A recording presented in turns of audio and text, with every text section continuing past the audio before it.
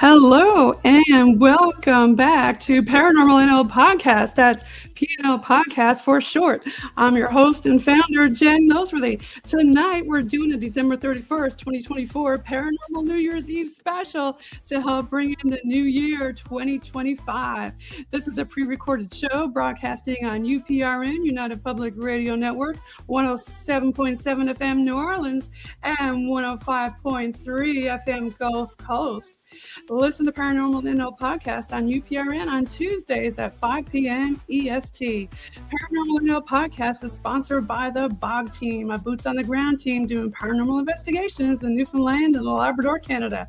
And follow UPRN at uprntalkradio.com and all their socials. ParanormalNL Podcast believes in promoting paranormal networking and paranormal tourism all over the world. Contact me, your host, Jen, at paranormal.nl.podcast@gmail.com. Or follow PNL Podcast and the BOG team at their Linktree, ParanormalNL Podcast. Let's get on with the show. In a few seconds, I'm going to bring on the stage here my special guest for tonight. And if you can hear in the background some of the Boots on the Team background music that he made tonight for our New Year's Eve 2024 show, here he is, Mr. Robert Dumond. Robert, woohoo! Welcome. Happy New Year. Happy New Year. Welcome. I got my party favors. I have no party favors. I'll just mail you some, man.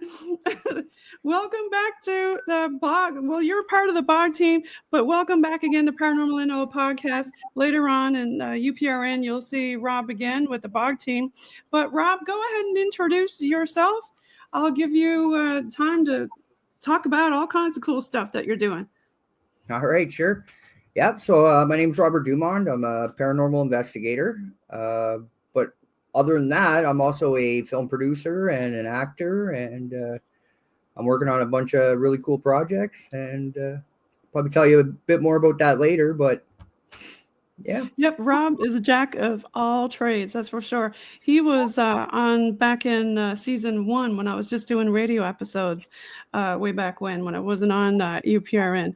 But Rob, tell me a little bit about what's going on right now. I think I have a trailer soon that I can pull up, but do you want to talk a little bit about your film and things like that? Yeah, sure. So I'm actually working for a company out of Los Angeles, and I'm producing movies. I assist and direct. I do editing. I do a little bit of everything in the film industry, and my strategy has been to learn every aspect of the film industry. I love that. Everybody loves a good film. So I've got something that you sent to me, a teaser. You want to talk a little bit about that before I throw it on stage here? Yeah, sure. This is actually going to be the next film that's going to be released of the ones I've done. So I'm one of the producers of this movie, and it's called Obscura.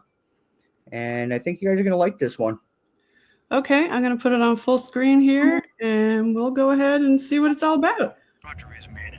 Razorbacks are boots on the ground at Checkpoint Alpha. Ready, Charlie Mike. Over. A new warfare.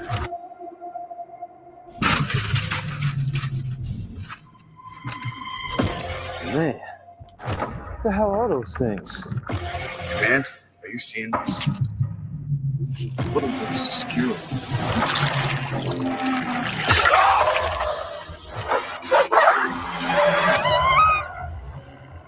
It's supposed to be a day at the beach, man. Shooting guns, blowing shit up. Is there something else you want to tell me? You don't want to come check this out? Got a bunch of bikers here 5 clicks out.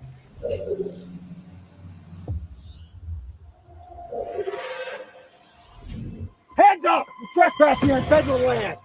Place your weapons on the ground. Keep your hands up.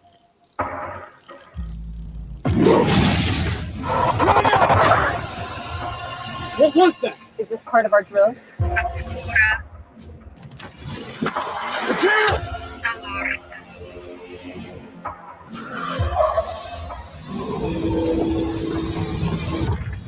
Retract.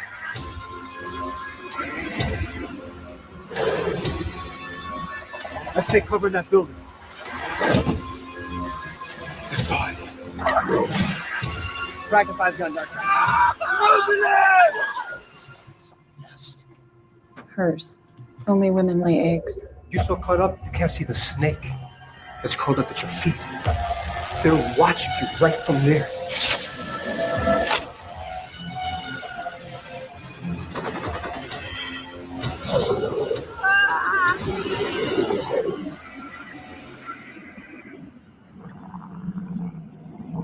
Wow, that looks awesome, Rob.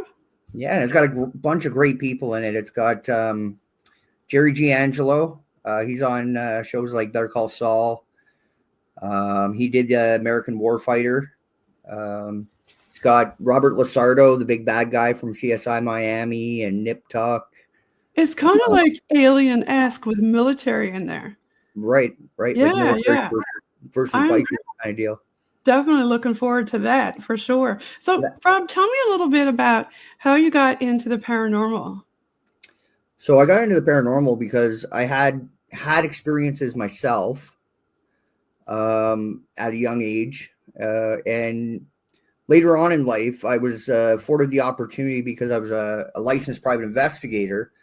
I was afforded the opportunity to work with a paranormal TV series. And Okay. Is that the one here in Newfoundland and Labrador? Yeah, it was Newfoundland and Labrador Paranormal, and it was on NTV. And we actually did a public ghost hunt, and they got some exposure to me and stuff like that. I was working with my own group at the time, Life After Death Society, with John Mallard. Shout out to Jonathan Mallard for sure. He was on season 1 with me back in 23, and he introduced me to you.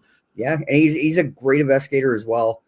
And everybody check out his EVP book. He's an author also. Yep. And he actually writes about me in his book, and he calls me a conduit. A conduit. Now, why does he call you a conduit in the book? Because when I'm around, it's like the spirits are able to utilize my energy and stuff like that. And there's more paranormal activity when I'm around than when I'm not around. Now, I definitely noticed that when we were at the Torbay History House and Museum. Yep. We were there with CBC News with Abby Cole, a reporter, recently in October. And when you were in there, you went in there alone while we were out doing SDs, and you were in there alone. And my dowsing rods kept pointing at you in there. Because we were asking, where is this entity that we were looking for? And it kept pointing towards where you are. It was hanging out with you in the crawl space. Do you want to talk a little bit about that in there? Yeah, sure. I actually, I prefer, like, this is going to sound terrible, but I prefer to investigate alone. I find when I'm by myself, isolated in an area that's supposedly haunted, I really connect with the spirit. And I think the key to communicating with spirit is intention. Right. And I'm really able to focus my intention on helping them. Okay. And I think they perceive that. And I think they're willing to try to communicate with me because of the intention behind what I'm doing. I'm not necessarily doing it to capture evidence, to expose that they're there. I'm doing it because I want to help them. I think that they knew that you were there to help them, even though I think there were multiple ghosts there. So, some of them were saying, oh, get out and things like that. But I think that was the entity that didn't want the other spirits to talk to you. Right. To ask for help. Yeah. Because you had, children coming up to you and, several different ones. Did you want to talk about any of those? I even had one say that it was shot. Like clear as a bell, said I was shot. And that's like directly related to the kind of questions we were asking, like, why are you still here? That kind of stuff. I was shot, clear as a bell. And what about, there was a lot of different evidence. Like when you were around, it seemed like it really knew that you wanted to help. And I think you showed us some other really compelling evidence that you had. Was it over in here in Newfoundland and Labrador? It wasn't Signal Hill. I think it was Cape Spear. Yeah. Yep. Did you want to talk about that? Sure. I Yeah, mean, I was amazed at what you showed me. It was awesome. yeah. So I got a picture of a spirit from up in Cape Spear. It's probably one of the clearest ghost pictures. Not only have I, ever captured, but that I've ever seen. The detail in which the spirit manifested itself was just so crystal clear that you could see, the Adam's apple, the mouth, the nose, the eyes, the collar on his shirt. He appears, like, from analyzing what he was wearing and stuff like that, he appears to be around the 1940s. Yeah. He has goggles on his head, like the old aviator goggles and stuff. And then, Do you want to paint a picture for the people listening who don't know what Cape Spear is around the world who are listening? yeah, so it's the most eastern point in Canada, but it was also like a military. It was utilized by the military during the wars and stuff like that to look for incoming subs and, invading forces, I guess. I want to say the picture that you got was over near the bunker, because there are bunkers there. There's still some cannons and whatnot over there. And I think that bunker, was that near the cannon? Yeah, it was an actual cell where I took the photo where they would hold prisoners. Wow. So, there's got to be a lot of energy in there from prisoners and war and things like that. I mean, you've got a lot of other different experiences. Did you want to talk about some of them? Like, I know you've had like near-death experiences. Yeah, sure. Well, actually, I'll tell you about how I my first experience that kind of led me down the road of believing in spirits. Okay. That segues into one of my my near-death experiences. So yeah, when I was 5, I'll just give you a quick summary. You guys can go back and listen to the previous episode I did, where I go in depth on it. But basically, I was 5 years old. I was in an apartment building, and I lived across the street from a graveyard. So I was used to seeing people getting buried and stuff like that.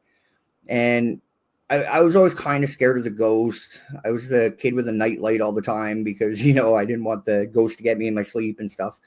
But one particular night, there was a lightning storm and the power went out and my nightlight went off and I got terrified, of course. And I get out of bed and I go to run to my dad, and knew the layout of the house really good and stuff like that. So I was doing it kind of by, in the dark. And I darted out of my room and I started running down the hall and stuff. And we had a wicker chair at the end of the hall right before my father's bedroom. Okay. In this wicker chair is this little girl. And she's sitting there. And she's glowing, but she's still solid. I don't know how to really explain it other than that. She had this like light greenish glow to her. Greenish glow. And she was just sitting in the chair. She had long braids on either side of her head. And right. I kind of locked in position and froze. So I'm staring at her. She's staring at me. She didn't say anything. She just kind of, we just kind of locked on in that moment and stared at each other. And I was terrified. I was trying to scream, but nothing was coming out. And then next thing you know, I'm shaking my father, trying to tell him, like, hey, I just seen ghosts. And he's like, scram, kid, go back to bed.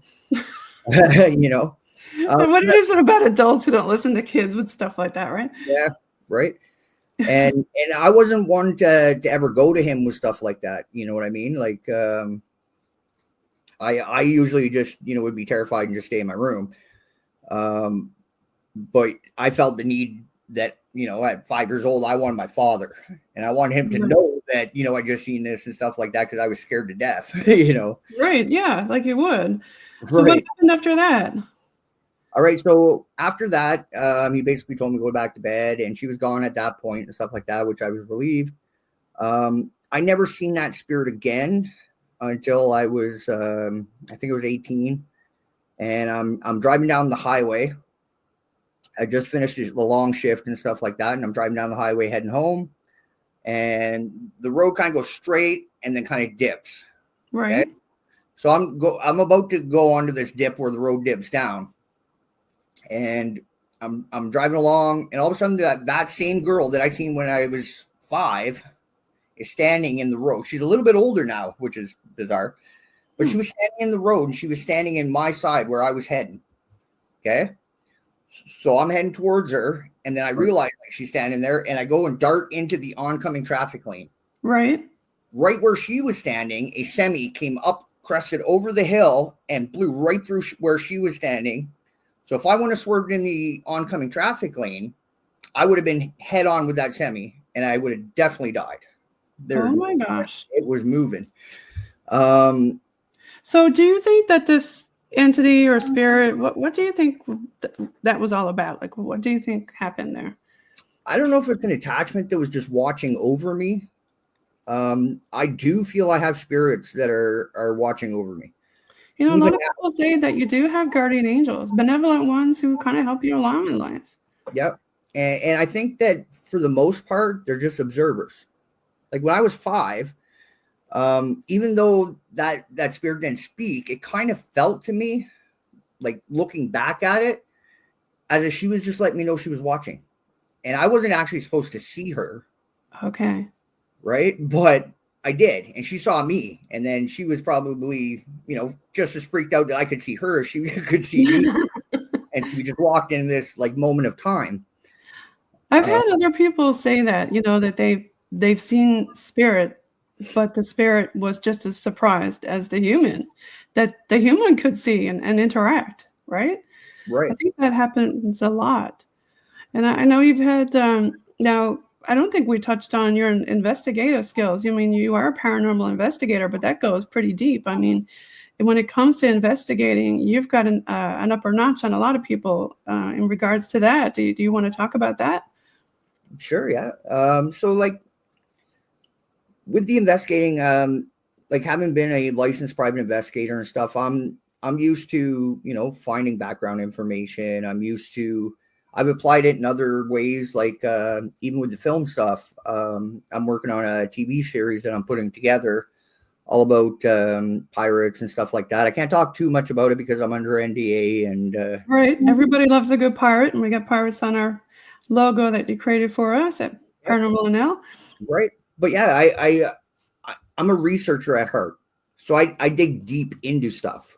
No matter what it is, I'm gonna dig into it and analyze it and try to find more information and try to fill in the blanks. And so like even with the pirate thing, I worked with several countries' archives and stuff like that, and amassed probably the most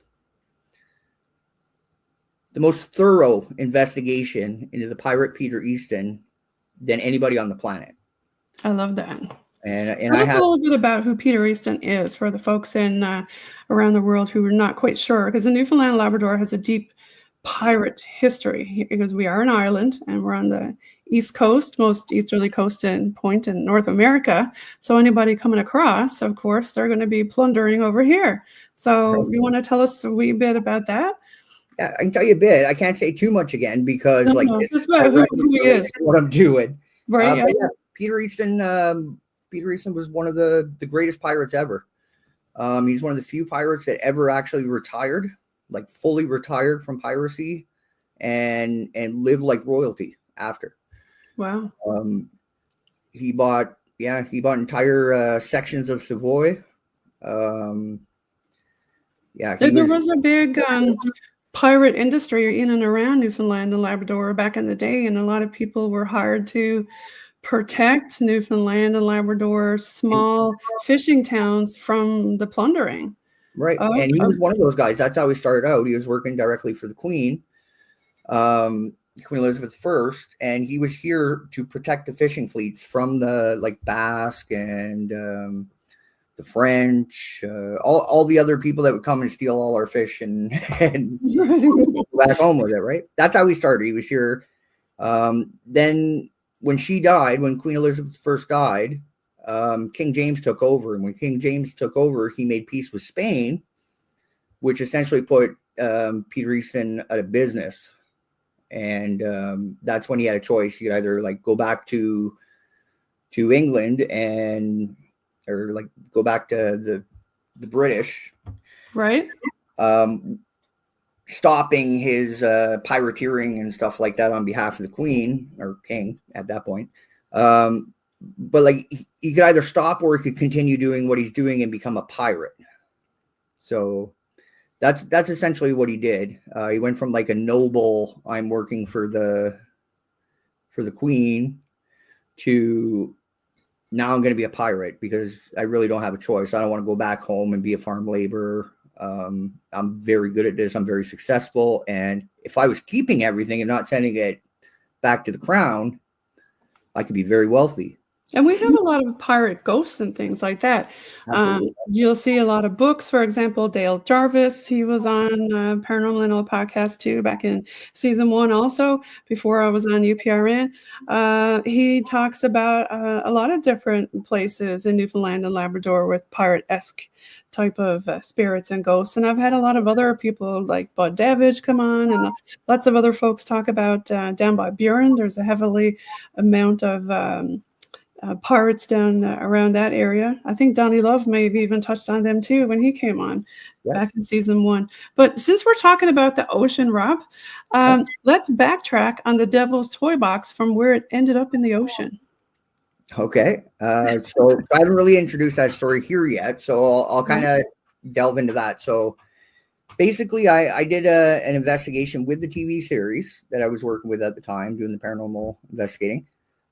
We had done an investigation into a house that was, haunted, not just to the owners that were currently there, but every owner that had lived in that house that had the same kind of experiences. A lot of poltergeist activity, a lot of, just negative experiences.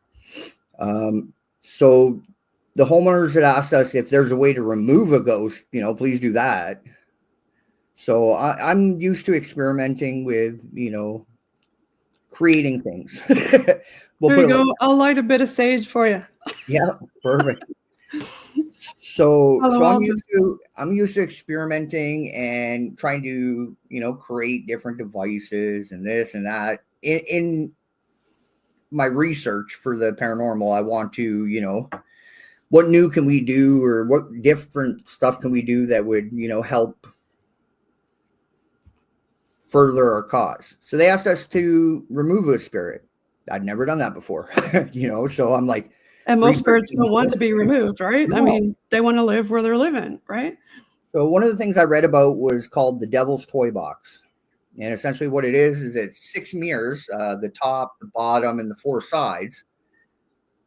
But it's like a one-way mirror. So like the reflection part of it's all facing inward.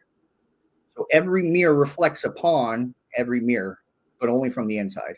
And the outside's like a black painted surface that you can't really see through. Then the theory is they can't escape the mirrors, right? Yeah, so they can go into the box, but once they're in there, they can't cross out because of the reflection. And the theory is that spirits won't cross their reflection, their own reflection. So I build this box. I seal it with wax on the edges and stuff like that. Use a little bit of tape just to kind of hold everything together. Brought this into the house. We'd done our investigation like we normally do. We did have a couple, incidents and experiences and stuff like that. I don't even think they ever put that episode on TV, actually. I think that was one of the ones that when the show was canceled, it just went by the wayside and was never released. I would have loved to have seen that one. Yeah. So anyway, like what ended up happening was we coaxed the spirit to go into the box. How did you do that? Like, how did you get it to go in the box? We were simply asking it to. Oh, okay. We were like setting our intention that, you were to go in the box. Okay. That's where you're going to go, and we were telling it like, you need to go into here. Get in the box. Yeah, pretty much, like without said weapon or something. Yeah. We're just like, now's the time to go into the box.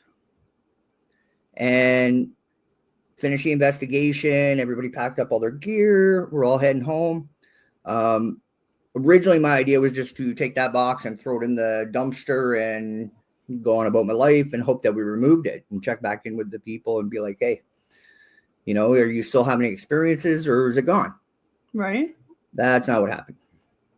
So when I was driving home, the entire way home, I felt dread. I felt like I was going to be in an accident. I was like very high anxiety, nervous. And this thing was in your car, right? The thing was in my car. I kept the box. And then I started thinking, well, because I'm having this anxiety and because I'm having this like dread that I'm going to get in an accident and it's like kind of psychologically attacking me, I'm curious. You know what I mean? I'm curious. Yeah. I had to ask them, why did you take it home? I think I might have asked you on the other episode, but I think it's because I was so intrigued by. Like you would be if you're a paranormal investigator, right? Like, what is this thing, and like why, what is it? So okay. And so I did bring it home, and my idea was I want to research this now. So if it is inside, which I at that point like assumed that it probably was, seeing as how I was having some kind of psychological attack from it. Right. So I'm like, well, I'll bring it home. It can't get out. It won't cross its reflection, so I'm safe. Right. Bring it home, I'll put it on my kitchen table and start experimenting with it. Right. So like I have this suction cup microphone that I use as a private investigator. You can like suction cup it to the window and you can hear what happens inside of a house. Right. That's the kind of tool and stuff it is. Mm-hmm. I thought, what if I took this suction cup microphone and directly stick it to the box? Then I can hear what's going on inside the box. Great idea. So I did that. When I did that, if you can imagine what hell sounds like the tortured soul screaming and just like agony and pain, and that's exactly what I heard coming from the box. Okay, that's scary. That's next level.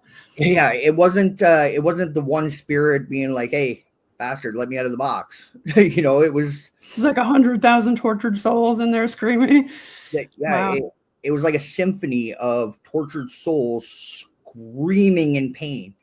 Now I'm a nurse and I know what all that sounds like, but I think if I didn't have that suction cup, I guess I could have used a stethoscope to listen in there. Right. But so what happened with the box? Like you brought it home, you heard the stuff in there, and then what? For the next few weeks, right? I would pick at the box. I would just kind of like, try to listen what's going on in there. And it was always curiosity, right? Yeah. And like I would ask questions and then put my suction cup thing on there and hook it up to my headphones so that I could hear, the responses. Like, is there a spirit inside? What's your name? What'd you do? Like, why were you haunting these people? Did you record this for like EVPs and stuff? I did. Yeah. And I've never released it to the public. I've never once showed anybody any of that evidence. And I still have some of that. But did any names come up like that, that were relevant or? Not really names. The only way I can describe it is it's demonic. It's like the pure evil. Something that you don't want to mess with. Not even necessarily human. You know what I mean? Like it doesn't sound like it was ever human. It sounds like something that is absolutely demonic. And was it doing like mimicking and all that kind of stuff? And like, not really. Okay. Scary stuff. It was like, it was animalistically growling and just like this real throaty. Oh, that's interesting. When we were over at that house that we were talking about down in the basement, there was like a really loud growl that came out of one of the spirit boxes while you were in there. And like, I know what you mean when you say growl. And it's like, if you haven't heard one and you do, it's like, ugh, gives you shivers, right? Every hair on your body stands up and stuff. Goosey. But I was concerned, and the only reason I've never released the stuff from that session and those continuous sessions over the couple weeks is whatever it was saying or trying to say, I think it might be like some kind of spell or something. That's not good. I ended up with a spiritual attachment because of it. I ended up with it wasn't like some people get scratches and stuff like that. It wasn't like that. It was a psychological attack. Deeper. Well, that's what they do. I mean, they suck the life out of you. That's what they want. They want your soul, right? So they want you to get as depressed and psychologically screwed up as they can get you. That's what they do. Exactly what happened. And I had other experiences too, like with John Mallard, where I was talking with him, and he was saying I was having other voices other than mine coming through. So I was double talking. So like we're having a conversation right now, another voice would be talking from me at the same time that I'm talking. On the EVPs that he caught, right? He could hear it. Then this was on the EVPs that he caught? No, this is just a conversation. Me and John are just talking because I'm fucking, oh, sorry. That's okay. No, it's all right. It's all good. We can make it explicit. I'm seriously concerned at this point. Yeah. For my mental health, for my Right. family. My family was having all kinds of experiences. Yeah. So I'm talking to the only person in the industry that I really trusted to talk to about this. Because I didn't want to be crazy. I didn't want people. No, exactly. Nobody wants people to. Yeah, I get it. Yeah, that's You know why what I mean? that's why we have this show, so people can talk about these things. I mean, people Right. think, oh, paranormal people are crazy. No, we're not crazy. We have experiences, and it was not just us. There's thousands of people in the world having these experiences. So, Exactly. let's talk about yours. I mean, you're in a spot where people understand. Yep. So I was talking to my friend just as a friend, somebody that I trusted, somebody that was a friend, somebody that knew the paranormal. And I'm telling him about, some of the stuff I'm going through. And while I'm telling him that, another voice is coming through and he's like, Bob, you're double talking. Right. Which I couldn't understand at the time because like I can hear what I'm saying, but he can hear other voices coming through me talking at the same time. I've never heard of that before. Yeah. And I couldn't hear it myself. Right. Okay. Right. And Yeah. when we did end up recording again, it's not there. And I mean, he would know. I mean, he's heard and listened to so many different paranormal things and evidence with EVPs and stuff. I mean, you can read his book and things like that. It's really good. Yeah. There's a lot of different EVPs. But yeah, so tell us what you finally did. Well, before that, I want to tell you about my family because my family were absolutely tortured by this as well. My daughter was 4 years old at the time. She didn't know anything about ghost hunting. I never did any of that in front of her because I didn't want her to be 5 years old like I was, scared to death to, of the dark and leave my light on and all that kind of stuff. Okay, yeah. So I purposely sheltered from all of that, Mhm. sheltered her from all of that. But she would, Parent would, right? You want to protect your kiddos. right. So she would start telling me about experience she was having. Dad, I'm seeing these dark figures walking through my room. We had like this little room with a furnace in it and stuff like that. It would walk through the walls, go Wow. through the kitchen, and then directly into the box on the table. And she would describe it just like that. Like it went from here Into the box that you made. the box that I made on the table. That's crazy. Wow. Seeing like a little boy in her room.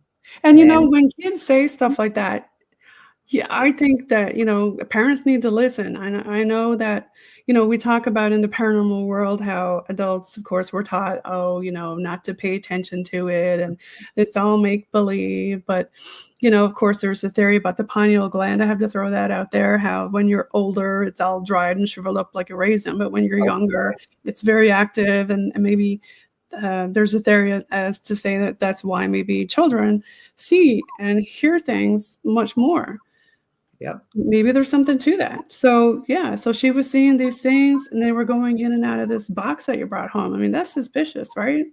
And if it was just my daughter saying it, I might have been able to dismiss it.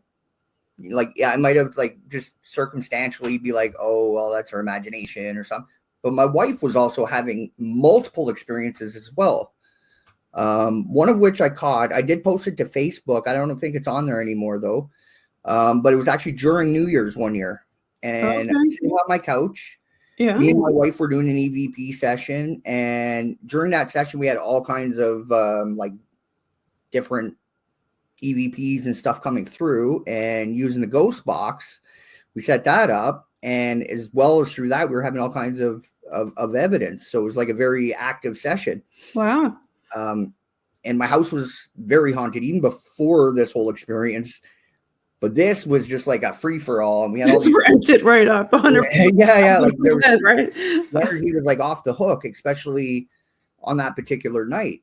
Mhm. I have an EVP, so I have my ghost box on the table in front of me, and you can see the TV in the background, and it's counting down to midnight. Right. So here, let's say this is my ghost box and it's sitting in front of me. You can see an EVP manifest from the box. It goes out and then it zips across my room. And when you go frame by frame in that video, the little orb that came out of it is a face. And there's an actual face in the orb. Wow. Going across my room. It is the most bizarre thing ever. And it was kind of like all these experiences. My wife was begging me, get this goddamn thing out of the house. She's like, why would you bring it here? You know what I mean? Get this out of the house. It's affecting your kid. It's affecting me. It's affecting you, you know. And that's what they say they do. They start to affect the whole family, right? And like, honestly, even now, my wife does not want me to be doing any of this paranormal stuff. I was going to ask you about that. She's probably pissed off. Or you're like hiding somewhere in the basement doing this episode right now. She's actually at work right now, but like, and she is supportive. Right. And she knows that I'm very passionate about trying to help spirits and trying to understand what's the best way for us to communicate so that I can talk to you, so I can help you better.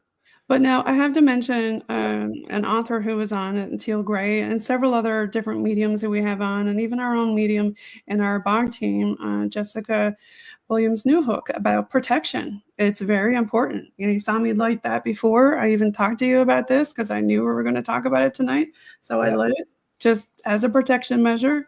You can talk about that later about what you do for protection, but let's continue with what happened with the. So yeah, my wife was like, "This thing needs to go. Get this goddamn thing out of the house." Right. So then I'm like, I had this kind of moral moment where I'm like, how exactly do you get rid of a spirit that's trapped in a box, especially one that sounds demonic and I'm convinced is some kind of entity that is not good and not of this world? Right. So I started reaching out to different psychics, different paranormal people, asking people like, what do I do now? I've got this thing trapped apparently. What do I do with it? You know, if I want to get rid of it, how do you go about doing that? I didn't feel comfortable just throwing it in a garbage where some compactor crushes it and it's released and now comes back and finds me. Like the mummy, right? It returns. You know, like, I don't know. So anyway, through the jigs and reels, I ended up talking to a psychic in the UK, and she gave me some really solid advice. She was like, your best bet is going to be to throw it in the ocean. And she's like, I'll tell you why. The box is going to sink. That's good. Over time, you know, the tape will peel off. All the wax is eventually going to let go, and the mirrors will be free. Your spirit will get out. And the salted water will actually help cleanse the spirit. Just like David Jones's locker. Right. So eventually that's what I did. I went to Middle Cove Beach and I went way far away from the beach. That's here in Newfoundland and Labrador? Yep. And I tossed it off. Now, immediately after it sunk in the water, I hit my knees. I'm not a person who cries ever for anything. And I absolutely broke down. It was like the whole world had lifted off my chest, my shoulders. I'd been carrying this weight, this burden, this something. Wow. Immediately when I did that, you felt release. And like there's more to the story that I would never say public. But yeah, it was a trying time in my life.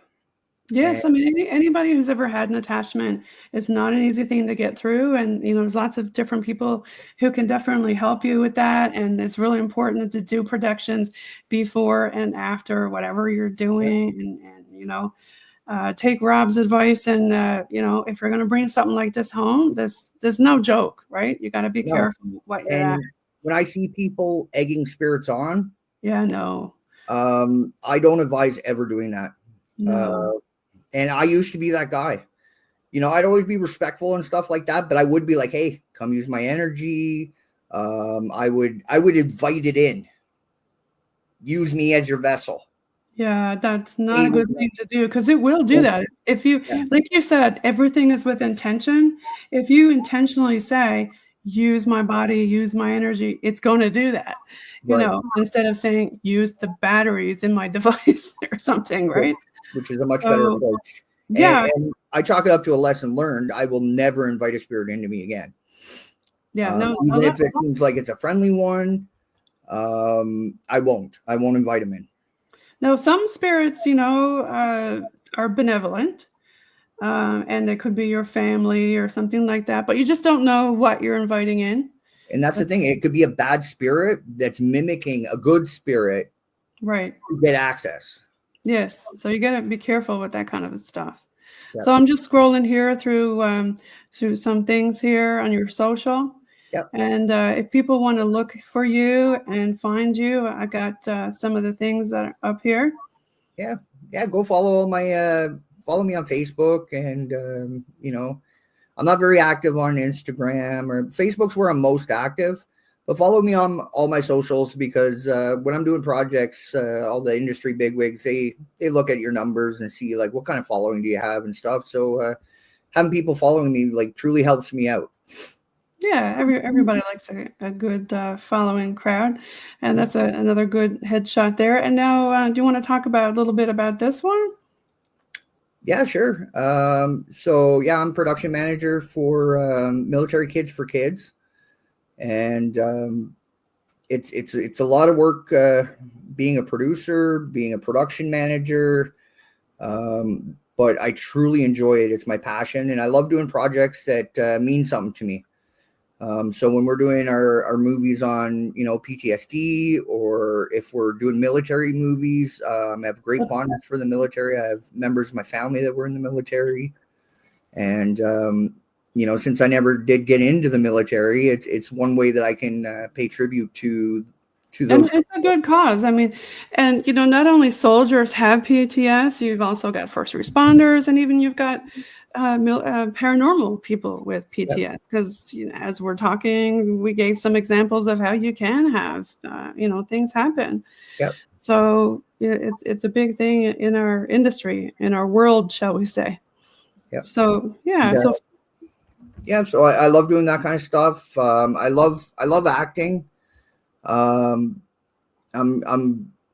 involved in a TV series out of the UK that's being put together right now called Vice Squad United Kingdom. That one's all about,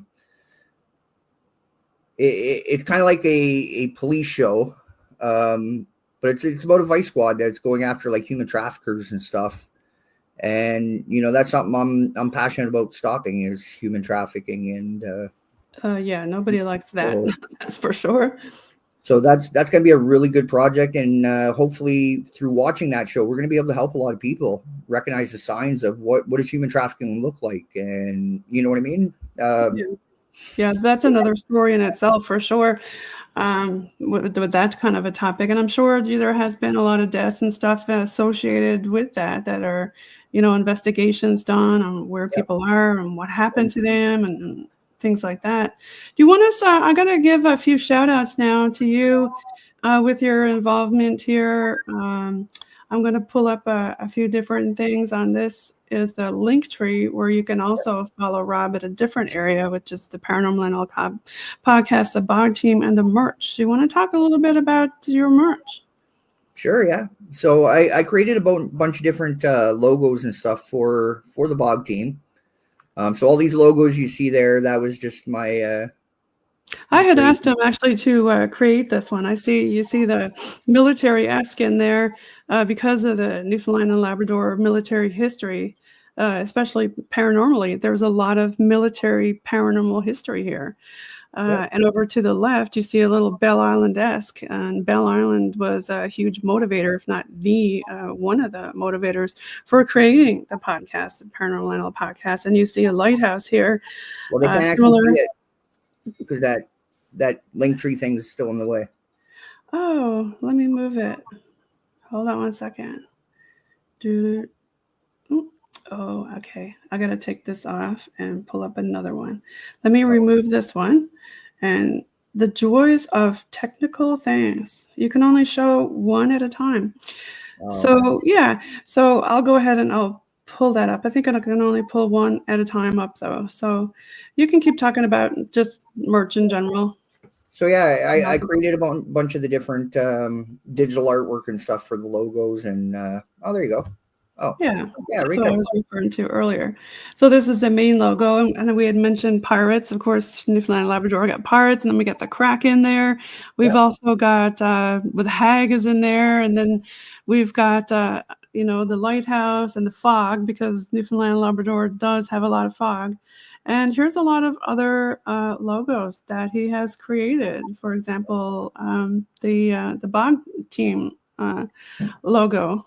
There's one there. Yep.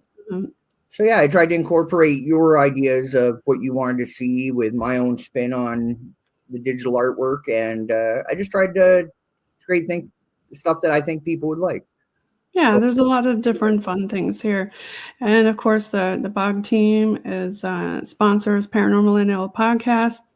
So if you're looking for cool stuff, there's all kinds of cool stuff. You can get T-shirts and hats and mugs and all kinds of household stuff that you wouldn't even think of, and computer stuff and all kinds of cool stuff, tote bags and phone cases and hats and And magnets. all that helps the team because we can use it to buy gear. I'm currently working on a couple different inventions and stuff for the paranormal and stuff like that. So if we can get some of the funding to help, some of these inventions that I'm creating, we can bring new tools to the paranormal field that are currently not in existence that might actually help bridge the gap between the living and the dead.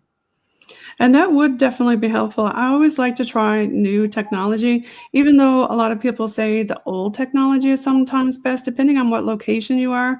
Because some entities or spirits, they don't know what all this high-tech stuff is, right? They prefer low-tech or old-tech, and that's why we use a lot of trigger devices. Yeah, so, and I think a good mix of both, actually. Mhm. You know what I mean? Simple stuff like take a book, roll a dice, comes up with an 8, you go to the chapter 8, you roll the dice, it comes up to 10, you go 10 lines down on chapter 8 or page 10 on chapter 8, and you just keep rolling the dice to figure out a word, and you point at the word and you say, hey, spirit, what word am I pointing to now? Now, if you get an EVP that says that word, you know what I mean? That's a direct response. Right, then that's something compelling. And it's not something that can be manipulated. It's not something that, you can predetermine. You know what I mean? So, like, old tech is definitely, really reliable for skeptical people. You know what I mean? I think it both of it, I think, helps when you do high and low tech, definitely. Now, I wanted to do a little quick, shall we say, I guess you can throw in some New Year's Eve music here. I'm going to put on there's some music too. You've also been doing some of the BOG team music, and I had a little taste of it there at the beginning. I had some techno music playing for New Year's. I guess I can put some of the tech music back on here. But do you want to talk a little bit about the different tunes that you may be hearing on ParanormalNL podcast through the intro or the extras? Yeah, so I've been putting together all these different songs and stuff like that. So we have some bumper music, and hopefully people vibe to it and like it. And you guys have any suggestions, or you have your own lyrics you think would be great for one of our songs? I'll absolutely make you a song utilizing your lyrics. Feel free to send them in to us. And he does all genres. This one here is a nice metal one. This is one of our boots on the ground metal. We've got all genres. We've got rock, pop, country, you name it. We got it. Yeah, if you're following us on YouTube or something, leave a comment and let us know what kind of music you want. I mean, what you like, what you don't like, and then that'll help me create better music for everybody. See, we've even got country, but since it's New Year's Eve, we want to have some cool pop stuff. We've even got hip hop. You name it, we got it. I'm trying, man. I'm trying. Dance break.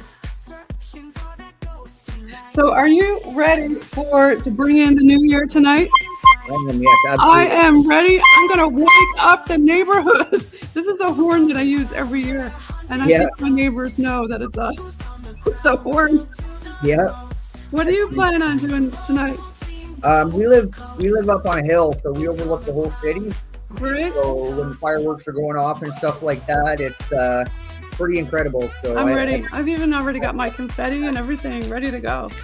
Woo! ready for a fireworks show. Definitely ready. Yeah, definitely. So tell us some more stuff about some of your weird paranormal experiences. What else sticks out in your brain? There's so many. I really enjoyed hunting with my wife too. I've had some incredible experiences with her, and she's a very sensitive person to this kind of stuff. But like I've had ghost box sessions where the spirit box has told things to my wife that are absolutely irrefutable proof of life after death. So what did it say? I don't know if she'd want me to tell the story because like it's a very personal thing about a loved one who had passed away. Oh, okay. And she had basically put something with them after they had passed and stuff like that. And the spirit box knew exactly what that was, and it wasn't an item that you would expect. Like you could never guess what the item was. And the spirit box confirmed 100% exactly what it was. And my wife's jaw hit the floor, and like it just those kind of moments. And I think we're so in sync, like we feed off each other's energy and stuff like that. Yeah, it just like those kind of experiences just solidify why I do it. You know what I mean? I definitely know what you mean. Before I started this, you know, I was a skeptic, okay? Like on our team, we've got Dan. He's a skeptic, and I was completely like Dan, but I'm also, you know, that's the Scully side, but I've also got the Mulder side. I want to believe, you know, I knew there was something to it, but until I started having all these like weird, unexplained things, especially when it comes down to physical things, then you start like, what the hey? Like what just happened? And then if somebody else sees it, then it's confirmation. And then you're like thinking, okay, maybe there's more to this than we know about. And I think you have to still kind of be skeptical. Yes. Right? Yes. And like I've worked with mediums that I absolutely 100% believe that they have an ability. And I've also worked with other mediums in the past that I've gone, you're so full of it that, you know, so like I try to analyze the evidence as it comes in and make my determination of other people's experiences. Well, that's where the investigative skills come in that you have, right? Yeah. I mean, you know, have that balance in you though of the Scully and Mulder, you know, like you kind of have to be both. Yes. And you have to have you have to be able to debunk it and prove it that, okay, it's not just, you know, you're overstood next to some kind of Wi-Fi router and you got something else going on. You know, you got to do stuff like that too. And I think spirits, like people, they have all different kinds of personalities. They have all different kinds of ways they like to come through. They have, you know what I mean? So like not everybody's going to have the exact same experience. No, indeed not. But over a broad enough investigative career, you can start piecing together certain things that unless you've had a real experience, you wouldn't know that. That rings really true because I'm sure that I've had a lot of other weird things happen and I didn't think twice about it. But now since I've been more delved into the paranormal stuff, it made me kind of think back on, oh, maybe that's what was going on, you know? When you actually get into it and research and learn a lot more about it. Yep. Yeah. So like what's one of the things that stand out in your mind the most besides what happened to you then when it comes to protections? Do you have any suggestions or comments for anybody? We've got about coming up on about 5 minutes left there, and I've got to give another station ID soon. I really just think be pure in your intention. Be true to why you're actually doing it. If you're doing it for YouTube likes and views, they know that. And the spirits, you can't bullshit them. They know your true intention. Yeah. And I think just be true to your own intention. I really don't like sage myself typically. Now when we did the Torbay History House Museum and stuff, you guys saged me and I let you guys. It's my first time investigating since I got out of the paranormal investigations. It was a big step actually to choose to go back and stuff. Let me ask you how you felt about that. It was very, in one way, the investigator part of me was like, yes, let's do this. And then I was apprehensive still at the same time, for multiple reasons, because of my bad experience, but also because like having so many people in one spot can lead to misidentifying evidence. Right. That's why, like before, when I said like I like to investigate alone, it's not necessarily because it's contamination, right? Yeah, There's too many people there. Yeah. And I know that I'm in a room completely alone and by myself, and something happens. Nobody's interfering with that. I'm not misinterpreting something that's happening in another room. Right. You know what I mean?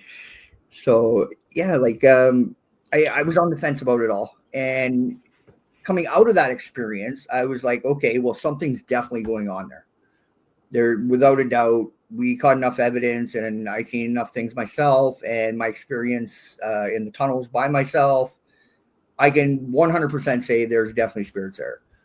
Yeah. But how do you feel about it afterwards, going home and stuff? Do you feel good or bad about doing it again? Or I didn't have any negative experiences and stuff.